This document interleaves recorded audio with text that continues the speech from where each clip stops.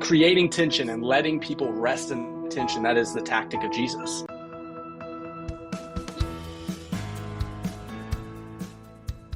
Hi, I'm Carl Vaders, and welcome to the Church Lobby, Conversations on Faith and Ministry.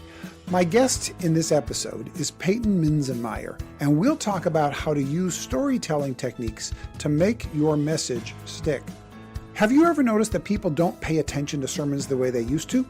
For years, I thought this was because they have shorter attention spans now, thanks to things like TV and the internet, and let's be honest, some of that is true.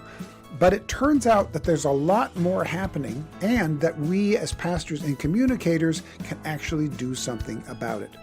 Payton is a pastor and he's the founder of ChristianStoryLab.com.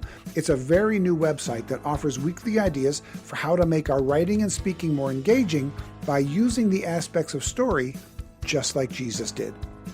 And don't forget to stick around when the interview is done. I'm going to come back with a quick take and a little more about what I've learned about the open loop method.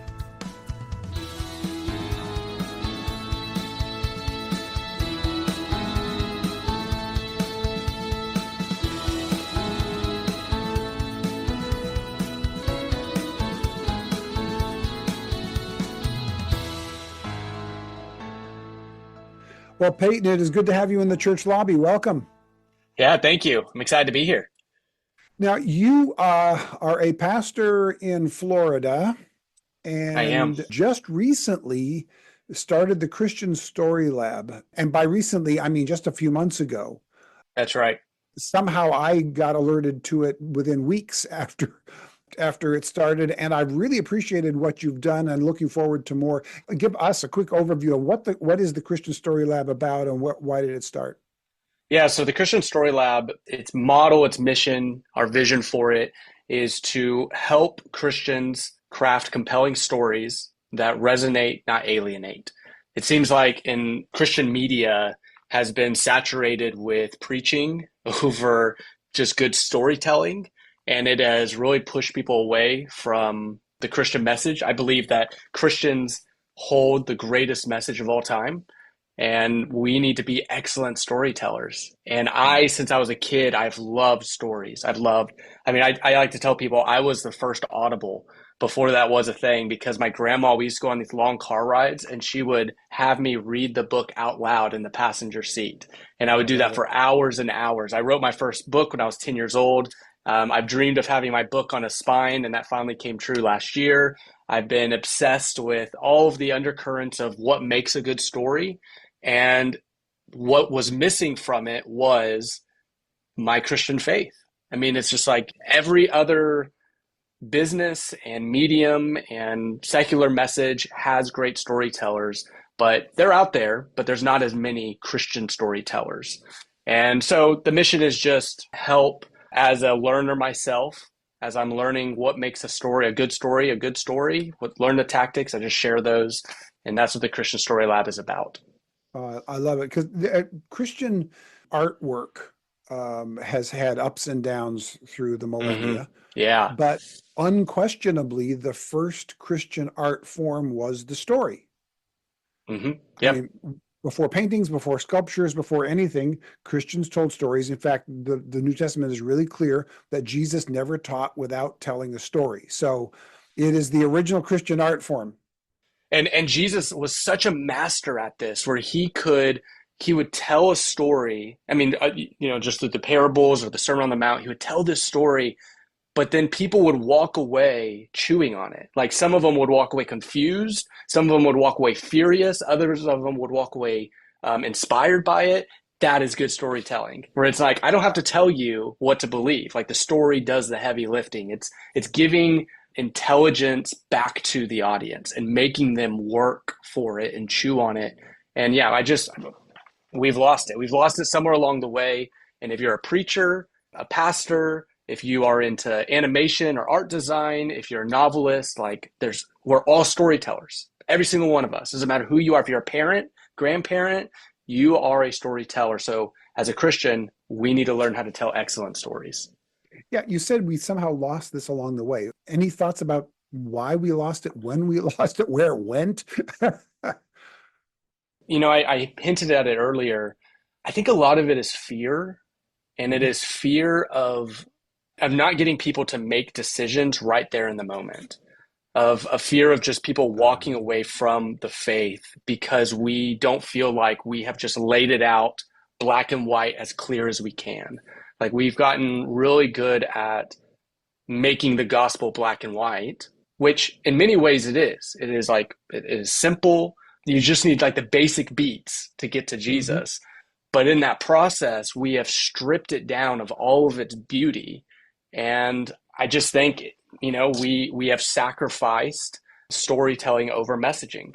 It's like we just want Yeah. people to make conversions. We don't want to move them emotionally. Yeah, as you're saying it, it feels like it's a little piece that I might have missed out on for desizing the church because I think when you're out for bigger numbers, you want to get, your quote unquote story is how many people got saved or how many people were in attendance or how many people attended the Bible study.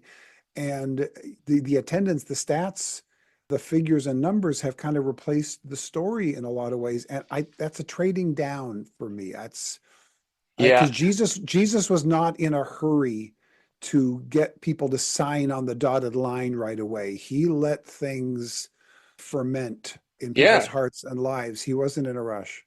He let people walk away. I mean, he Yeah. let them be confused. I mean, he essentially said that's like the ones who are closest to me, they're going to understand the message. If you're on the outside, you are not going to understand. It's not going to make sense to you. The gospel is going to be confusing. It's going to flip it upside down. And I will say, like, you mentioned numbers and statistics. Like, I think we have, in a lot of ways, we've bolstered those up to be the like epitome of health. And I think that's unhealthy. But there is, I think one thing we're going to talk about is the gamification of our writing. Mhm. And that is an element. Like you can use numbers and stories together. It's whenever, like you said, whenever you dissect it and you remove the numbers and the stories from each other, that's whenever it becomes stagnant, black and white about the numbers, not about the stories that are attached to those numbers. Yeah, I agree. I think it is a removal of or a disconnection of the life and the heartbeat of the gospel that has too often happened. Well, you mentioned it, so let's start with that then. The gamification. It's a term that I have become familiar with only in the last couple of years and have become fascinated by. When I first heard of it, I thought, oh, we're going to turn the gospel into a game. Everybody's got to play the game. So if you haven't heard it before, it sounds negative. Once you understand what it really is, there's real value to it. But for our listeners, most of whom aren't going to be familiar with the term, because for pastors especially, it's a fairly new term. First of all, tell Mhm. us, what is gamification? Let me take a step back and then we'll work our way into it. So, Okay. the gaming industry is a $347 billion annual dollar revenue. That's billion with a B. That is more Hmm. than Hollywood and the music industry combined. So, video games are driving media. They're driving the way we tell stories, they're driving our youth. It's a huge industry. So, whenever we talk about gamification, whenever I talk about gamification, what I'm talking about is what makes people attracted. $347 billion of revenue. What makes so many people attracted to games? And that is the gamification. Like those are the beats, those are the elements, those are the tactics that are used. What if we could look at video games, from the iPhone to big blockbuster to streaming, all kinds. What if we could look at that and dissect what makes those tick and how can we make our writing, our preaching, our teaching tick in the same way? So I've broken it down into three different elements, right? So the first one is answering and owning the call. The second is growth and achievement. The third is using your setting as a character. I can quickly go through those if you want me to, or Yeah, let's just to restate back for people from my generation, because there is a generational, I think, perceptivity here that's very different. absolute. Oh yeah, For absolutely. yeah, for me, when I hear gamification again, and you're talking about video games, and I'm like, I don't care about video games. Why are we learning from video games? For this is the gospel. But for me, it's simply a rephrasing of how do we get people to participate, become active participants rather than passive observers. That That's to me exactly right. is the beauty of gamification. And we've created an environment in most of our churches where holiness has been equated with passive observation And like when I was a young guy, if somebody was particularly considered holy in the church, the way they were considered holy, the phrase we used was, man, they're in the church every time the doors are open. Like somehow being there and sitting and watching more often was somehow the holier thing. And Hmm. the newer generation came along and says, and we sat and we listened to music and we sat and we watched TV and we sat and watched the music. And we created in late boomers and Gen X a real passive observer environment. And then millennials and Gen Z came along and they didn't just say, we don't want to just sit and observe, but the devices they have now said, no, we want to be able to talk back. We want to be able to participate. While I'm watching a TV show, I'm going to tweet about it, or I'm going to take a clip and I'm going to turn it into a meme. And literally before an episode is over, there are memes about that episode that people are grabbing and sharing. And that is the participation in it. And that is what I want to drive towards, this idea that we are getting back really to the more, because what Jesus did in his storytelling was, let's use the term, he gamified it. He said, I want you to be active participants in the thought process here. And whether it makes you mad or angry or happy or disturbed, as long as you're feeling something and it's causing you to participate in some way, that's what the story is going to drive you to do. So gamification is driving the participation. So I'm trying to be a cross-generational interpreter here, and I don't know if I did it well. No, you did. You are a perfect bridge because my Okay, generation, we grew up on games. We grew up with role playing game, which means you are the character within the story of the game, gotcha. which is Yeah, what you're talking about. You're not a passive observer. You're not little brother sitting on the side watching your big brother play the game. The fun is you're in the game. You're playing the yeah. game. You're in these And worlds. let me jump into this real quick, because again, here's another cross-generational thing. For us, when we played a game, the goal was to win. Mm, And then role-playing games came along and nobody wins. You that's just right. participate. And this still confuses me. Yeah. Well, and that goes to so there's different levels of games, and we're not going to break down all the games, but the Mhm. first one I said was answering and owning the Yeah, call, let's do that. which is what you're saying. It is, and I would say young people, my generation, they want to be called into something bigger than themselves. It's as clear as day. I mean, you see Hmm. it in games, you see it Yeah, when we're immersed into these worlds of like there's a trend in TV series now is multi-episode seasons where right. like it's not just a movie anymore, it's a series where it's 14 hours instead of 2, right? That is immersion into a world. The same is true in the church Yeah. in gospel telling is people want we almost shy away. We don't get them involved. We think they're going to make mistakes. We think they're going to say something that isn't exactly true. All of that is absolutely correct. They are going to make mistakes. They are going to say things that are not true, but they feel like they are a part of a bigger mission than themselves. In my generation, more than most, because we grew up with the cell phone, we grew up immersed and isolated in our own worlds. We want to be called into something bigger in our real life. It's hard. We don't know how, but it's important. You're describing something that's counterintuitive. What you're describing sounds like a much longer attention span than we're giving young people credit for. Yes. Yeah. So I say people don't have short attention spans. People have short consideration spans. Those are Okay. two different things. Short attention spans is not true because like I said, we can absorb a 3-4 hour football game with commercials. We can absorb 14 hours of a TV show. We can binge watch our favorite shows on television. Right. We can take up we listen to 3-hour podcasts. No problem. The Hmm. long form podcasts are just as popular as ever before with my Yeah. generation. It is consideration. Is this worth investing that time in? And if it is, Mm. I'll keep watching. I'll binge that Netflix show all day because it's making me happy. If it's not, I'm out as quick as I can. The same is true in church. Young people are going to come in. They're going to see, can I get involved? Can I get invested? Is this something worth putting my time in? If it's not, I will jump ship faster than anybody else. But if it's not, if you are calling me into something deeper, let's go. I'm all in. Call it to me.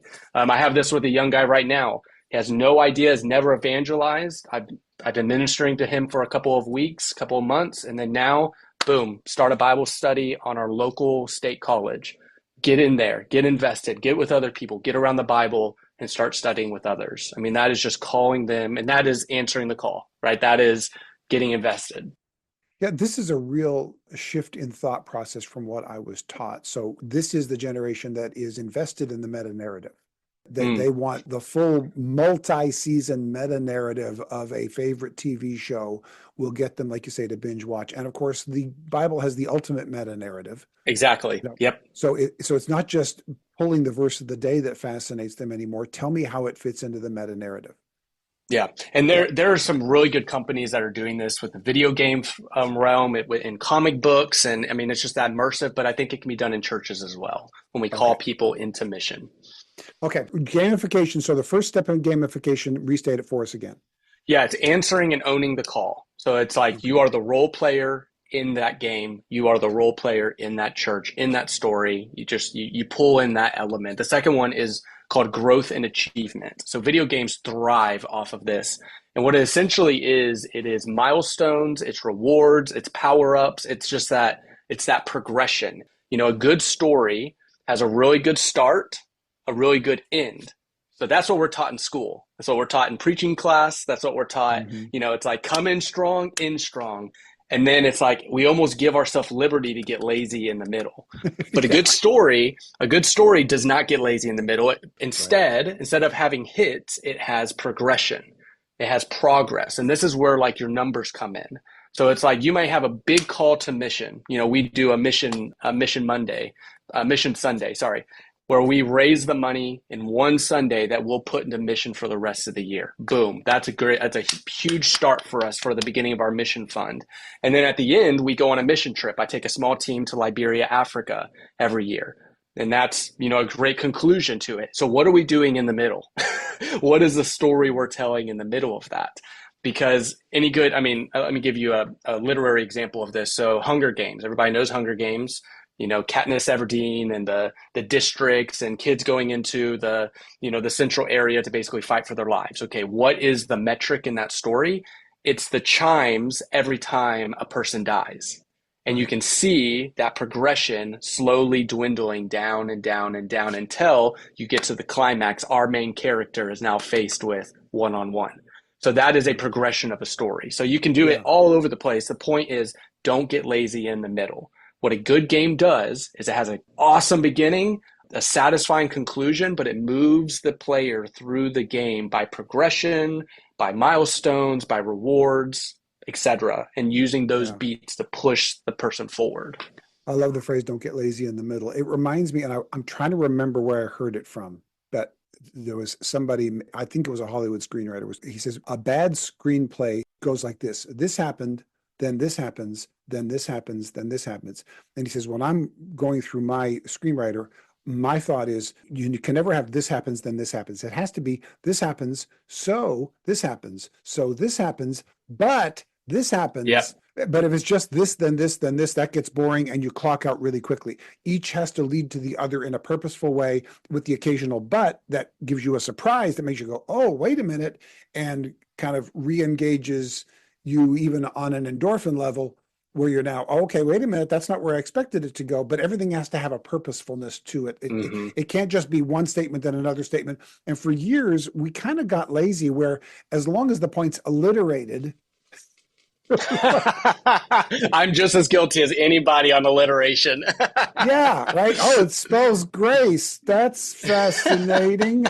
And that's Yeah. not enough to keep people's attention anymore. And Jesus was way better at it than that. So, yeah, let's get to the third piece of gamification because I want to get to open loop and Anapastic Meter, which I think are going to be shorter pieces of truth Yeah. for people to do. Gamification is something a lot of us are going to have to go and listen to again. It's really important, and especially for those in my generation, don't skip through this too quickly because you think it's based on video games. It's not based on video games. It's just repeated in video games, but it's actually how Jesus taught. So let's go to the third piece of gamification. I would say it's leveraged in video games. These are tactics that There we just are go. human nature, but video Yeah. games leverage it to the optimal level. Yeah. So the Yeah. last one is the easiest one to put to the side, but it's one of the most important. Good video games use their setting just as much as the players and the characters and the power-ups, right? They use the scene. If you look at the blog that I wrote, I put in some snapshots of modern day video games of like, it's beautiful panoramic scene, and video game designers and developers, they know a good player wants to be immersed in that world, and they use their setting. So it's like, okay, well, how could that possibly apply to me as a storyteller, to me as a preacher? And my point is, pay attention to your setting. So let's just take this, because I know this is the church lobby. So let's just take it to the church realm, right? Okay. Your setting speaks before you do. Your setting will speak before you do, before your greeters do, before anybody in your church speaks to somebody who's visiting you. Your setting will speak for you. It'll speak to your values. It'll speak to what you value, what you care most about. It'll speak to how much you care about them, from a clean parking lot to how you design and, update your interior. So I'll give you a small example of this. Our church, we almost did a 180 from the modern thing of like dark and lights. That's the modern, look, and I'm not downing anybody who did that. We went the opposite way. We went very bright, open windows, lit room, because we are all about transparency. We're all about nobody hides. You don't come to church at our church and hide. Our saying is, we care for you, we count on you. We will care for you like a family does. We count on you because a family has responsibilities. That's our saying. And so our setting speaks to that just as much as I do from the stage. So don't not pay attention to your setting. And this is true in as you're writing or, animation and all that kind of stuff, but I'll speak just to church people. It counts for you too. Yeah, no, that's huge. Very, very helpful stuff. I could spend so much time on gamification because it really fascinates me, but let's move along, because there are other equally fascinating pieces that I think will have a little more, I'll need to do a little less bridge building between generations. Sure, yeah. Perhaps on it as well. And now a short break to talk about something else. If you like the content you're hearing, here are 2 things you can do to help us. First, forward this podcast to a friend. Secondly, consider becoming a financial partner on an ongoing or one-time basis. Just go to carlvaders.com/support, where you can give through Zelle, Venmo, PayPal, or Patreon using your bank account, credit, or debit card. This will help us as we continue to put these resources into the hands of the people who need them the most. You talk about the open loop method. First of all, what is the open loop method? And let's get into how to use it. Yeah, so the open loop method, it plays into a psychological effect called the Zeigarnik effect, which just simply means that as people, unfinished tasks or unresolved ideas occupy our mind more than completed ones do.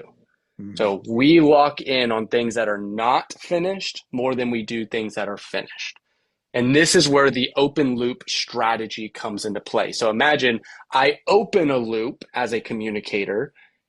Now, what does your brain want to do? It wants to finish that loop out. It wants to close it. And so if I begin my story, so let's say it's a sermon, if I begin my sermon with a strong open loop, I have a higher chance of getting you to the end, because your brain is literally saying like, wow, I could really use some closure right now. I really want to know how this is going to end. So I give some examples. So like I step out my street, I look down the road, and my jaw drops.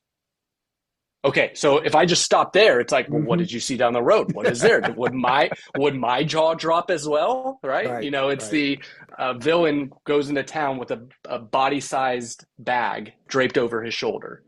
Right. Well, what's in the bag? Right? These are open loops. And so an open loop is simply playing into the number one element to a good story. And that number one element to a good story is tension. Yeah. Tension. A good story builds tension. And I think, going back to what we said at the very beginning, this is where Christian media has lost a lot of it, because it's so easy for us to play. This sounds bad, so forgive me, listeners, but it's so easy for us to do, it's called the God card. And this is Hmm. like, God comes in, cleans up the mess, and then all is well. There's no tension Right. there because you always know Right. God's going to come in and clean up the mess and it's done. This is actually a phrase used in screenplay for even secular plays. It's Yeah. like the God card. It's like you always have the big macho hero that comes in and cleans up the mess. It's like, what is the tension then? What is the problem? And it's not teaching people how to navigate when it doesn't feel like God is coming in and swooping in how I expect. I mean, it is the Job before you get to the last chapter where God redeems him. I mean, Right. it is Peter before he sees Jesus sitting on the beach, on a fire after the crucifixion. I mean, it's like, where is the tension? And so, open loops.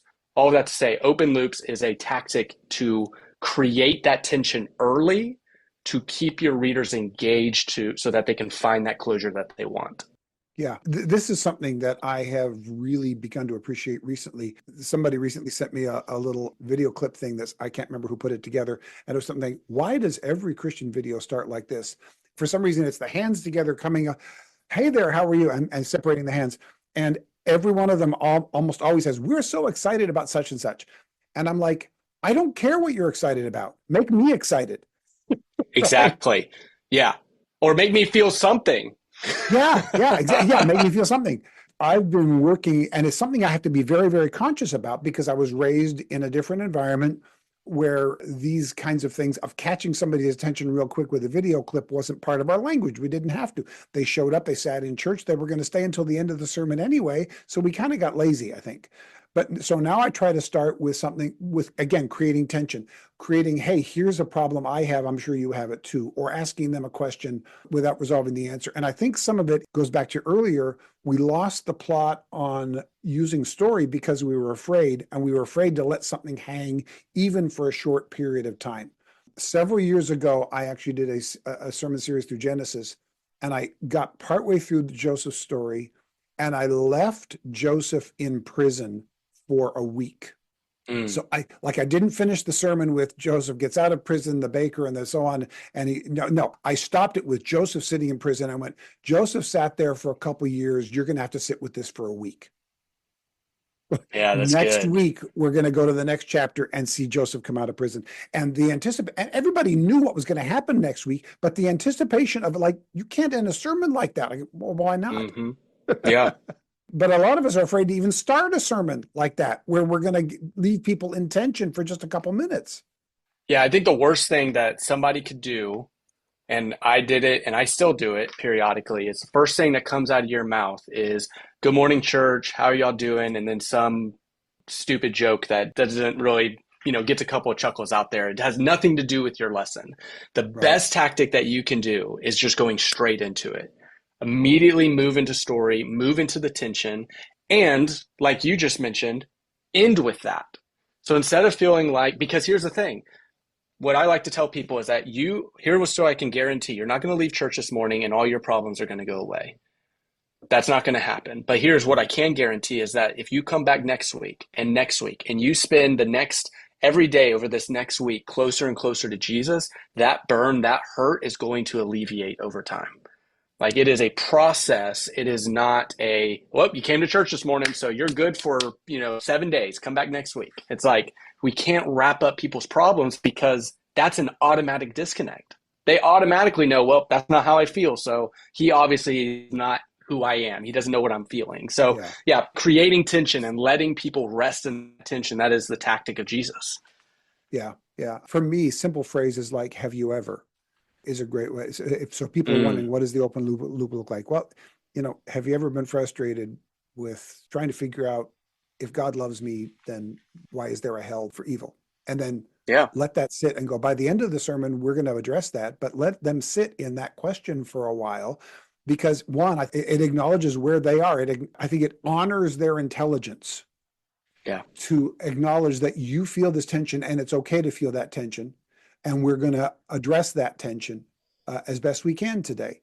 But we can't be afraid to just leave those things open. Anyway, the open loop, I love that idea. We're going to link to all three articles that we're coming off of here in the show notes. So if anybody wants to go further into even other examples of this, and you write about it very, very well in that too, they can go there. But let's get to the Anapastic Meter. This is another one you're going to have to define for us, even the term. So far, we've got gamification and anapastic, which I'm assuming 90% of my listeners have never heard of before. So talk about creating an open loop. What does that mean? Yeah. Anapastic or Anapastic meter. This is something that Pronounce that again for me. Anapastic. Anapastic. So think of like an and then upstick. An upstick.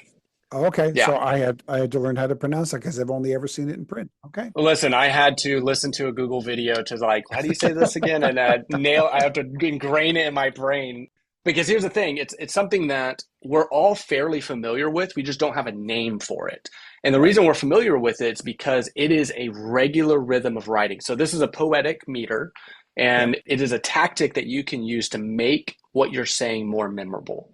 So like I said, it's used in poetry and all kinds of poetry. So the night before Christmas, and all in the house, not a creature was stirring, not even a mouse, right? That's an apnaptic meter. And what it does is it emphasizes, it's a 3-beat syllable that puts the emphasis on the last, right? So you could say like, in the house on the hill, there's a room full of light, right? You can watch yourself kind of wave your way through it. And there is something about human psychology that likes this, that makes this memorable to us, right? And you can shape any sentence this way. So with a hop and a skip, we dance through the park, right? You can just kind of feel your way through it. In the blink of an eye, it was gone from my sight. And where this really adapted from, so this isn't a modern day tactic, like Dr. Seuss uses it all the time, but this is an ancient thing. So there's a Byron's poem, that is an Assyrian poem, and I'll just read a little bit of it. It says, "The Assyrian came down like a wolf on the fold, and his cohorts were gleaming in purple and gold, and the sheen of their spears were like stars on the sea, when the blue waves roll nightly on the deep Galilee."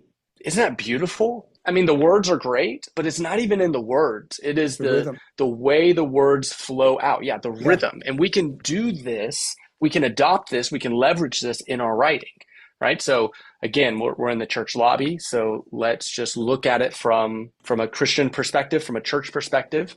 If you're preaching a sermon, you could say, God is with you in the depths of your pain.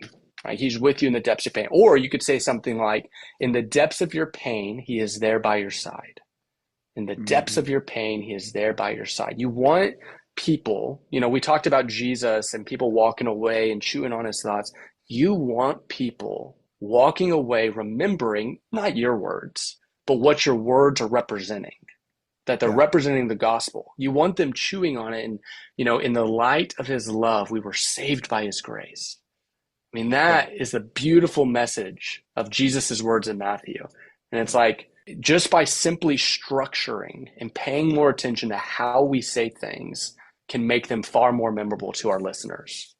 And you're not talking, neither of the last two examples rhymed, but they had a rhythm. So we're really talking about Exactly. rhythm more than rhyme. Now, because I think if you overdo rhyme, that can sound cheesy. Totally. Rhythm disappears beneath the surface. You can repeat that constantly and people don't notice it. It's subterranean, but it draws them in. As you're saying it, it reminds me of something that I ran into when I first started doing the ministry. And I talked about, I wanted to describe in the shortest, most memorable way possible that getting bigger is not a solution to your problem. And so my first phrase was, getting bigger is not a solution to your problem. And that doesn't work. And I tried Yeah. another one and another one. And I finally ran into a 3-word phrase with 2 syllables per word. And so when I speak it, if anybody's heard me at a conference, they've heard me do this. And I talk about, so here's the lesson we're going to learn from this. And I pause and I go, bigger fixes nothing. There and it I is. make those pauses. You can hear a period at the end of each word, right? Yep. If any of those words was 1 or 3 or 4 syllables, it wouldn't work. Each is a 2-syllable word. There's nothing complicated about it. It's as short as I can possibly make that truth. But when I heard it, when I saw the double syllables, I went, okay, I'm going to slow down. So every time I say it, my wife, she's always complaining that I talk too fast when I'm speaking at conferences, and she's right, I do. But there are these moments where I pause for things like that, and I didn't realize until I read your article on it that meter was built in there. I heard it in my own head and heart, even though I didn't know I was looking for it. And as soon as I heard it, I went, that's going to stick. And I couldn't even tell you why. I just knew it was going to stick. Yeah, and that's what's the beauty of these little writing tactics is we don't have phrases, we don't even know why they work, but then whenever we look at the psychology behind it, we can actually say, "Oh, that's a tool. Oh, I can actually use that." So another really quick one, if you're like not into poetry, it's called the rule of threes, right? Okay. So a quick game with you, all right? So just finish my sentence. He huffed and he puffed and he, Blew the house down. yep, the few, the proud. The Marines. There it is. And the last one, life, liberty, and And the pursuit of happiness. right? And these are all Right. threes, right? The Trinity, the Father, the Son, the Holy Spirit, right? I think God even embedded this within his own God design that our brains grasp onto Yeah. threes. Yeah. And so what you just said, right? Bigger fixes, is it Fixes bigger fixes nothing? nothing. Yeah. Yeah. So 1, 2, 3, right? It's just like it's easy to remember. And Right. this is seen all over the place. It's another writing tactic that you can use in your sermon, in your writing, on social media, wherever to make things more memorable. That's the key. Because you don't write it to be forgotten. You write it to remember it. And Right. there's things you Yeah. can do, little tactics to make your writing more memorable. Yeah, that rule of three is something I found myself doing regularly. In fact, there have been times when I've been writing something and I'll do the first two, and then I feel like I need to do a third one, even though there isn't a third point. Right? I've had to stop myself from using the rule of three because I'm going to use it in just to keep the rhythm going. Right. Yeah. At that point, I'm going, well, now I'm being manipulative. So it's just two, so I'm just Right. going to leave it at two. Yeah. Yeah. But I think part of what's helpful for anybody who's pastoring or writing, communicating and trying to use these tools, it's like, okay, how do I remember all of this? What I've noticed, and I feel is probably true, is that I think there are certain of these rules and of these rhythms that are going to occur naturally to one person and not naturally to someone else. So for me, that rule of three is a really natural thing. Bigger fixes nothing. That's a natural thing for me to say. And so lean into those natural rules that make sense for you, that just kind of flow out of you. But now be more purposeful about it and underline it and pay attention to it. So don't go chasing after, if gamification doesn't work for you, don't worry about that. But if the open loop method works for you better, and you've written about other stuff, and we're going to put links in the show notes to your website so they can find stuff as you write about it. Some stuff, just throw it aside. That's not a thing that I'm going to worry about, but something else that you go, oh, I kind of do that already. Underline it now. Be intentional about it, because you're not going to need all of these rules, but every time you can pick one up that already kind of leans into your natural way of doing things, it's going to feel more normal too. If you try to jam a story concept in that doesn't occur naturally to you, it's going to appear unnatural to others too, as well, I think. Exactly. Yep. Yeah. And I would say just get curious.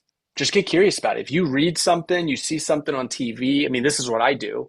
This is how I get my content is I'm like, why did that stick out to me?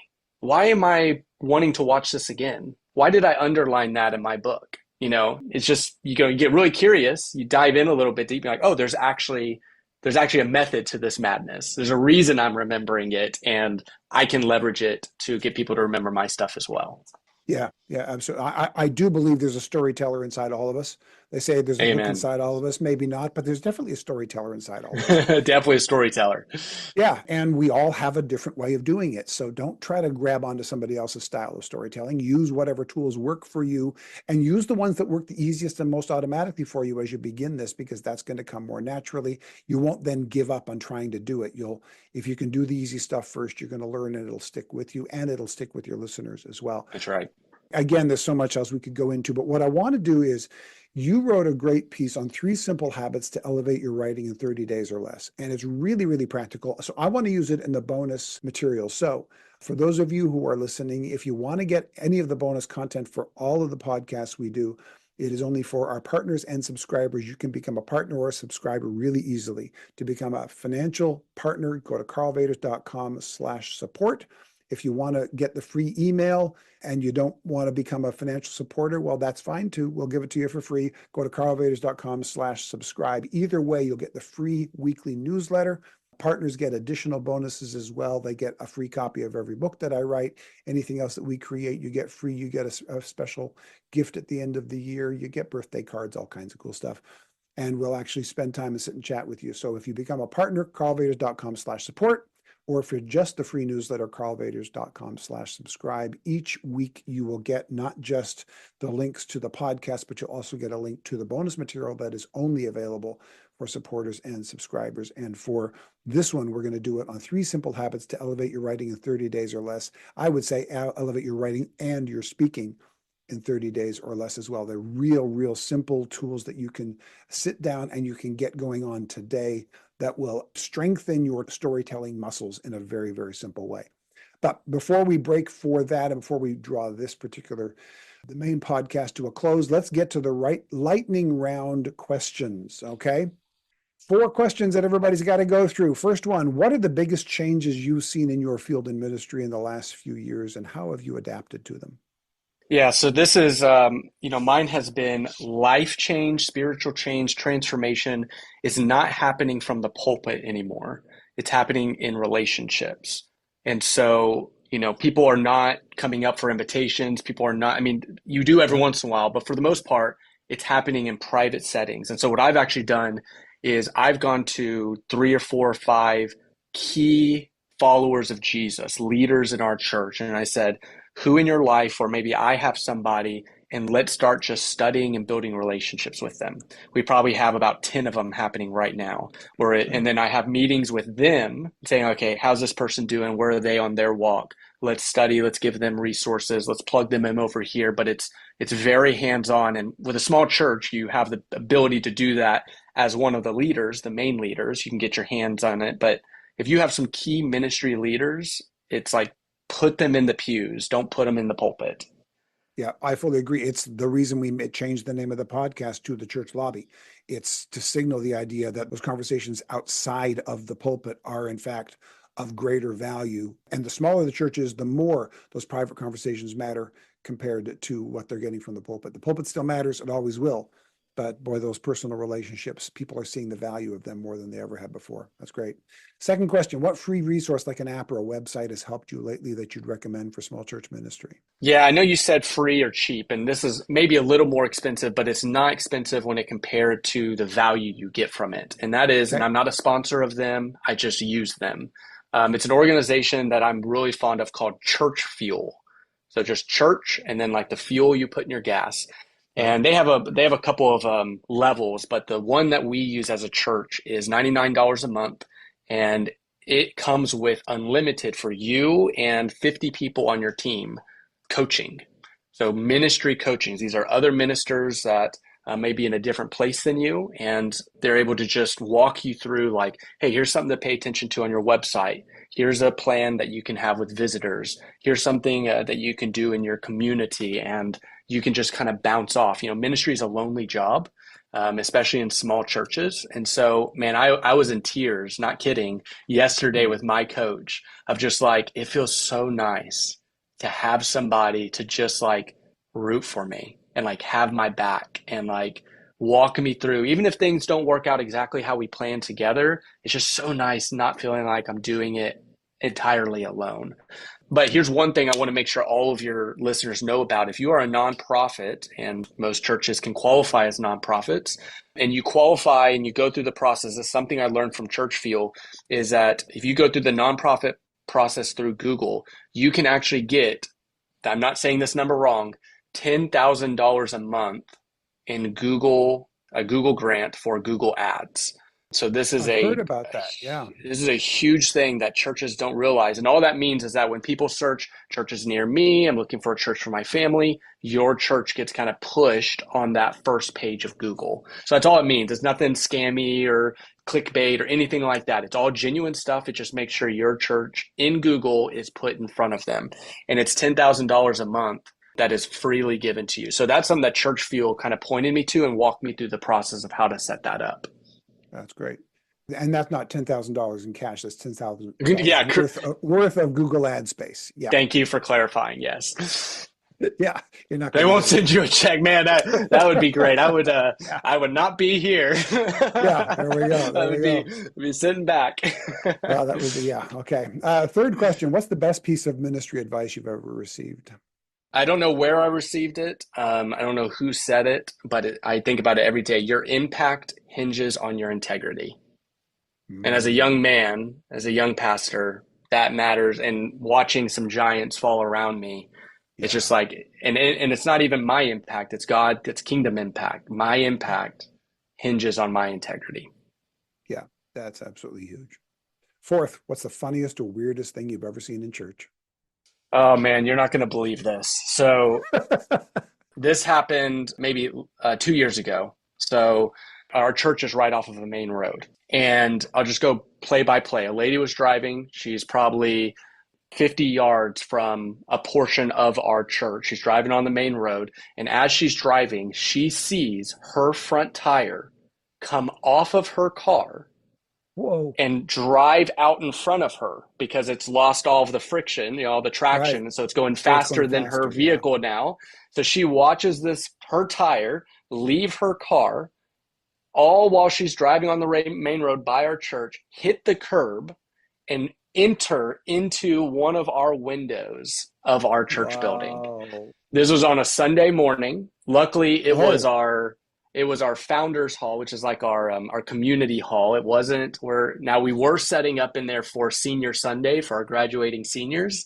It was Sunday morning, but luckily not a soul was in that room. I'm telling you, yeah. Carl, that tire came in at 50 miles an hour through that window, bounced off another wall. And so we have a camera in that room, and our IT guy put not Taylor Swift, Carrie Underwood, Jesus Take the Wheel. And right when she hits that tone, boom, that thing comes through that window and bounces around that room. Wow. Absolutely insane. How loud was that? Were you there? Did you hear it? It was like a gunshot. Oh, yeah. We thought part of the roof had fallen off. And here's the funniest Yeah. part. Yeah.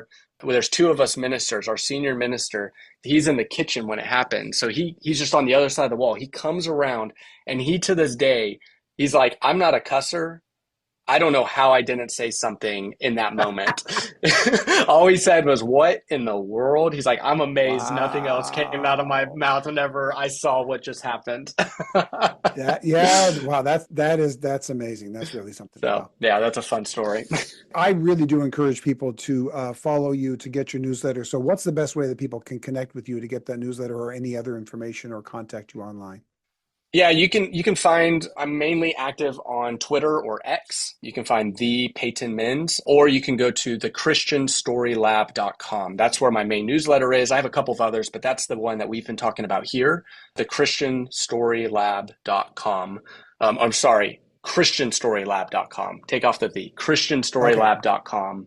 That will take you to all the articles. You could subscribe, and we have big goals for the future, but right now it's just a weekly free newsletter for people. Yeah. Terrific. Again, in the bonus content, get it by carlvaders.com/support or carlvaders.com/subscribe. We're going to talk about 3 simple habits to elevate your writing in 30 days or less. Applies to speaking as well. They're really simple. They're really practical. You'll get a benefit out of it. I encourage you to go there and check that out. But Payton, thank you so much for your time on the podcast today. I really appreciate it. Such a joy being in the church lobby. Thank you, Carl. Did you know that asking a question instead of making a statement is a great way to engage people in what you're wanting to say? One of the tools Payton talked about, and that I've been using a lot more lately, is the open loop method. That is, presenting a moment of light tension without resolving it right away so people stay engaged. And one of the easiest ways to do that I've discovered recently is the Did You Know method that I just used on you. I opened this segment of the podcast not by making a statement, but by rewording it as a did you know question. This is really helpful, especially at the start of a sermon or an article or even a conversation. Instead of saying something like, Jesus told a lot of stories, you can say, did you know that Jesus never taught a lesson without telling a story to go with it? When you say it that way, it communicates the same message, but it engages people to lean in, perhaps thinking, wow, I didn't know that, or maybe even I did, but please tell me more. It's a real simple method to use to start doing the open loop method, creating light tension and then resolving it really quickly to keep people engaged. This episode was produced by Veronica Beaver. It was edited by Phil Vaders. Original theme music was written and performed by Jack Wilkins of jackwilkinsmusic.com. The graphic design is by Solomon Joy. And me, I'm Carl Vaders, and I hope to talk with you again in the church lobby.